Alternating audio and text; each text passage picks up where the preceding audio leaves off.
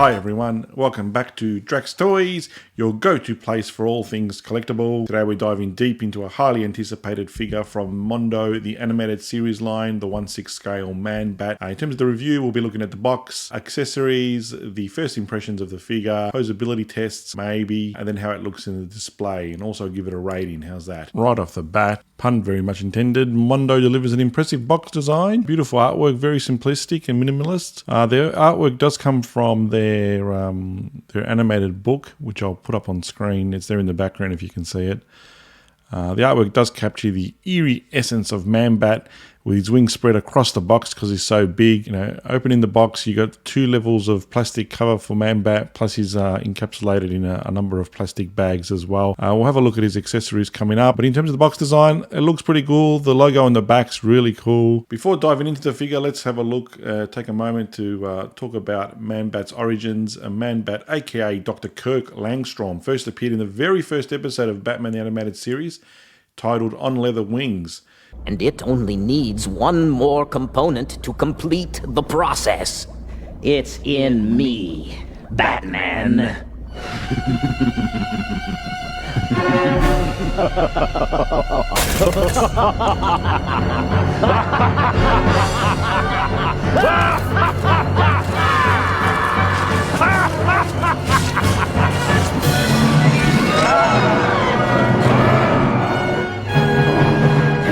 Now, this episode aired on September 6, 1992 and introduced viewers to Langstrom's tragic transformation into a monstrous bat-like creature due to an experimental serum gone wrong. So, word of advice, stay away from experimental serums and you'll do just fine. Out of the box, this figure is huge, standing at 15 inches tall with an incredible wingspan. Man-Bat truly feels imposing right here. The sculpt that they've put on there is really good. He only comes with the 2 accessories, so it's the 2 additional heads there. But I'm very glad that Mondo have put the angry face on as standard because I don't want to get the hairdryer out. Now, his joints are very, very stiff out of the box, particularly his arms joints. And his legs there, like I said, they've got 1, 2, 3 points of articulation. They're not going to support the weight. Very heavy upper body. You do need to stand there, and again, it's sort of stretched the stand to its limits as well. So the snarling face looks good. I'm really happy with the one that's on there, and I think I'm going to pose him exactly like that. I've just he's got some articulation on his fingers as well. Paint jobs where things get interesting. The colors are definitely faithful to the animated series iconic palette. Really great job. It does have some of those oil stains. I think they're oil, or it looks like little blemishes there across the body. I've just wiped those off. Sort of like sweat, but not. So it does look like it's straight off the screen. A few paint app issues, but nothing major on this one. And again, they've done a really great job on this one. In terms of articulation, we'll start with the head. Limited movement up and down. That's about it. Down and then up. Very limited, but you can do all these different things, which is not bad. You do get some yaw movement. But it looks not bad. Very angry.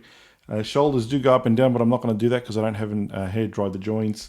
Same with the elbow joint as well, a bit stiff, but the rotation is quite easy. And you got the finger articulation on the hand as well. Now the waist he does turn on the upper movement on the body, very stiff. Legs have the joints there, and there's about 3 points down the bottom for the legs as well, so they rotate quite easily as well. But I'm happy with that pose, guys. It looks pretty cool. Let me know what you think down in the comments. But articulation wise, I mean, you can get different poses, not much problem at all. Just get the hairdryer out.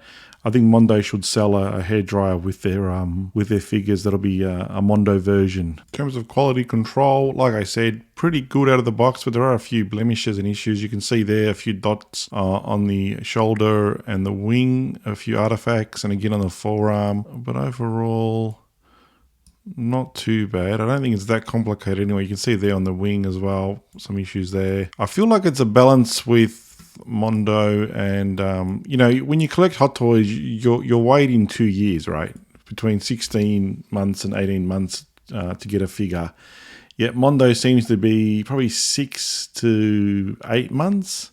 sometimes much shorter. And I wonder if that's affecting the quality output. Now, not saying it's overall bad, but it's not 100%. It's probably around the 95 mark on this one. Posing Man Bat is fun, but be prepared for some balancing challenges. The guy's wings are massive. This is probably the largest figure I've ever owned in a 1/6 scale size, and it's very hard to keep this guy upright without a stand, without him face planting on your shelf. So you're going to need a stand to place the Man Bat.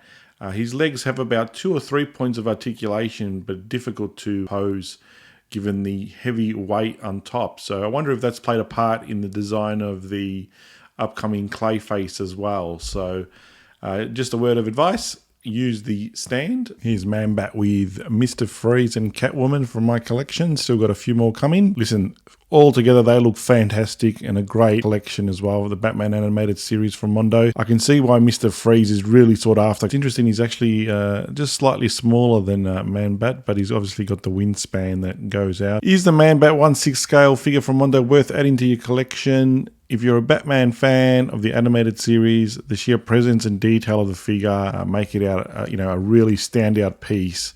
And despite a very minimal QC issues, it's an excellent representation of one of Gotham's most iconic villains, and the first one from the first episode as well.